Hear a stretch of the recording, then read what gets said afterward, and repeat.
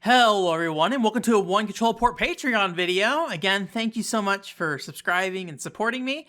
We're doing something that we haven't done in a little while, actually. And last time I did it at the other setup I have in the other room because I was testing out some microphone stuff there. But we are going to be going back and watching an old review that I did. I thought this week that No More Heroes 2 would be appropriate. I mean, it is the next review in the line of things to look at.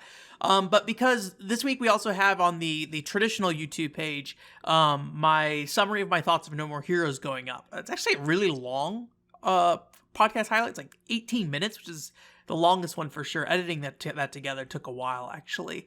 I typically have the podcast highlights, try to keep them as simple as possible. So anyways, so I thought we'd go back and watch this one. This is the third video review that I ever did. It actually went up on, let me see if you guys can see if I scroll down. It went up on the Speed Gamers. Can you see that? Yeah. It's a Speed Gamers channel. You can't see here, but it's on TSG Press, I think is what the channel's called. We had our own YouTube channel for the blog on the Speed Gamers. If you don't know what Speed Gamers was, it was a I guess you could call it a speedrunning group. If you're familiar with Awesome Games Done Quick, it is actually very similar to that. But it was kind of just a group of like close-knit friends. I was an outsider, I will say, so I wasn't like, really close with anybody. But it was a charity group, and we did a lot of charity fundraising, mostly the other people. I was just on the blog doing my blog stuff. And some of the things we were doing were making reviews, and one of those things were video reviews that I started doing because I had my capture card. Now, as you can tell, I was not great at this so far. This is one of those videos where I'm using like the internal microphone on a laptop. Also, this is like a 16:9 video game I'm recording, but the video's in 4:3 for some reason. I don't know if that's what my footage was like, or if I, did it in like exported the video out in 4:3. Who can say? Maybe I'm wrong, but this looks really weird already. So I thought we'd go ahead and watch this review. I don't remember much about this review other than I did get like a compliment when I was at college. Somebody said it was like a really nice review. We'll see if it actually was. I'll try not to be too hard on myself here. And one thing that you'll see here immediately is something that I think is still, I get recommended from time to time and I still have not done, but we'll watch it here first. So we're at the very start of this video. And literally no voiceover. We're just gonna watch him walk to the save room. And he's gonna get on the toilet.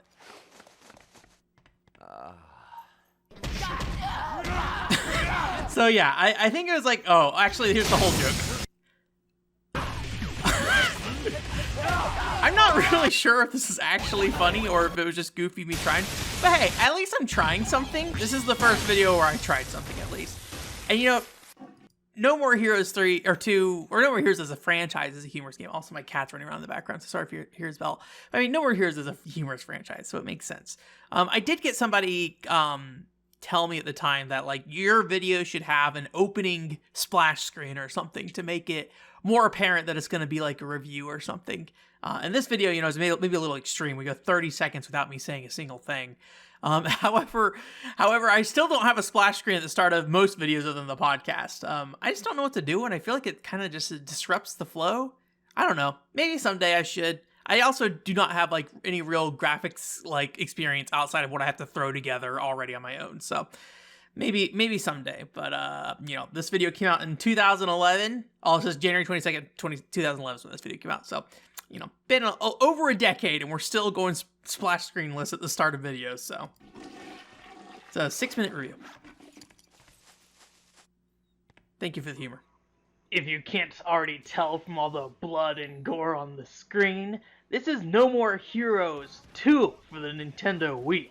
Released early last year, this title is the successor to the hardcore mature title No More Heroes, released back in 2008. I introduced No More Heroes 2 in that way, and this is actually something I still struggle with.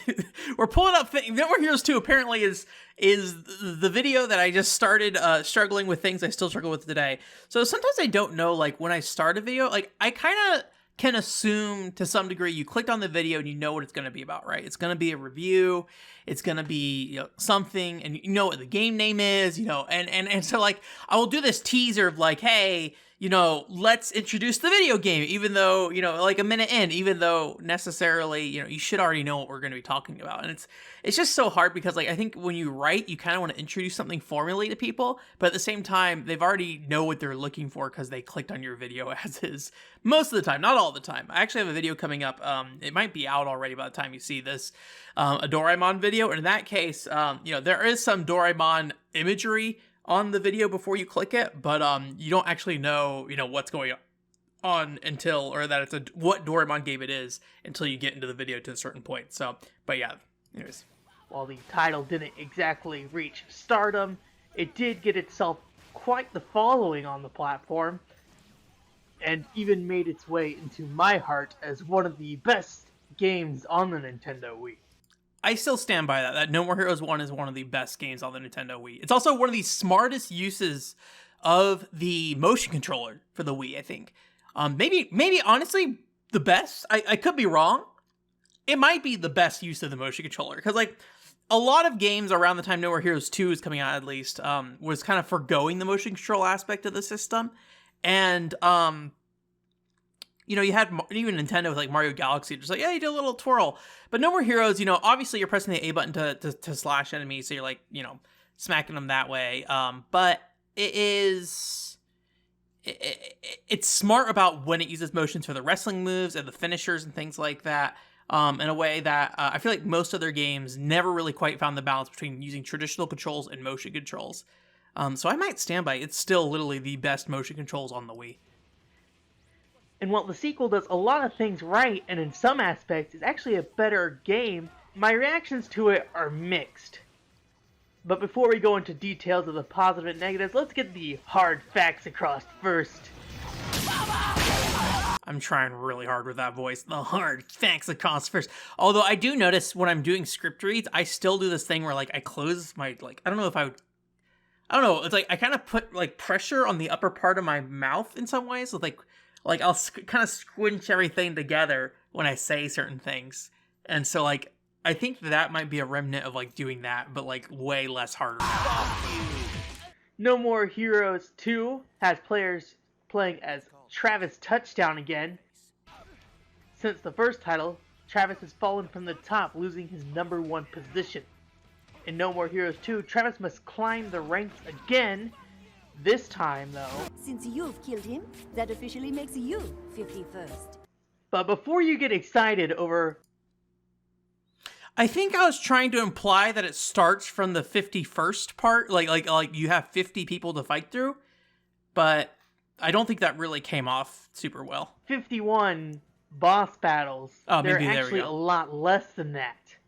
Often in No More Heroes 2, you'll take out multiple assassins at once, and in some cases, skyrocketing you up the rank in no time. But despite not having 51 boss battles, No More Heroes 2 still has more boss battles than the original No More Heroes, which is definitely not a bad thing. I've had my finger on No the More Heroes thing. returns with the same hack and slash gameplay you can expect from the first one, although many minor tweaks have been made to smooth out the edges of the combat system. But this time they've added some variety. In No More Heroes 2, you can get a handful of beam sabers, ranging from a slow, heavy-hitting wide katana and a fast-paced dual-wielding katana. I will say that, like, one of the biggest complaints I get these days is, like, the rate at which I talk. I talk very fast, and I do that when I do reviews a lot, too. And so it is kind of interesting to hear how slow I talk in these cases. I imagine to some degree, like, a lot of this was, like, inspiration from Classic Game Room and how he talks, and he was a lot slower. I don't really know why I picked up with, like, my voice speed so much over the years, but... While a couple of these beam katanas feel about the same, there's enough difference between them to make you change for different situations. Players also get more playable characters this time around. They can now step in the shoes of Shinobu, and Travis's, spoiler alert for those who haven't finished the first one, Travis's brother Henry is also playable. Although it's a very, very sudden spoiler word. I will say, I still feel like No More Heroes games are missing the variety that the second game offered in terms of, like, beam katanas. I think there's a lot of good things in No More Heroes 2 when it comes to combat. that unfortunately just hasn't really, or I guess there hasn't been that many games, but like Travis Strikes Again, I think is a little more different enough that I don't really expect it. But No More Heroes 3, I was kind of surprised that they didn't really offer any other beam katana options for it. So these make up a minor section of the game, as Travis stars as the main character still. This time around, players have to earn their wages again, although this time it's not required. The somewhat lackluster minigames of before have been replaced by new retro minigames that mimic an arcade style. These are I'm curious, like at the bottom of the screen here, there's like a colored bar that's going across, and it's like very like VHS-ish almost, but like I doubt that's like overscanned from the game itself. I bet you the last two videos we watched also had it in there. I mean, I'm almost certain I didn't cut the screen at all here. I will say maybe this is 4x3. Like this doesn't. I have a hard time with like getting 4x3 right, but this looks for the most right-ish. part clones of some arcade classics, but they're a fun and interesting way to raise money. Using that money, players can purchase the before-mentioned new beam katanas, along with some new clothing options. One other nice feature is the new and improved overworld, or it's also peaking the microphone is something I still suffer with too. This video is just like everything that I still have problems with, but like times 100 in terms of the intensity of it. or rather the lack thereof in an overworld. Players just use the menu to travel across town, but it's kind of disappointing, as it would be interesting to see how they could have improved the overworld over the first one rather than just get rid of it. While the gameplay for No More Heroes 2 is improved over the original, unfortunately the same can't be said for the characters and the story. Travis's friend, Bishop, has been murdered, and Travis wants to seek revenge. You find me the assholes who killed Bishop. Calm down. You shouldn't. This sets a more serious tone for the title and placed more of an emphasis on Travis's and Sylvia's character development. Unfortunately, this comes at a cost. The assassins you fight in the ranked battle fights just aren't nearly as interesting as before, and honestly don't have that much backstory at all. This is a problem I think is still an issue in most modern No More Heroes games, is the lead up to boss fights is very underwhelming. And so that like even if you have a good boss fight, it doesn't really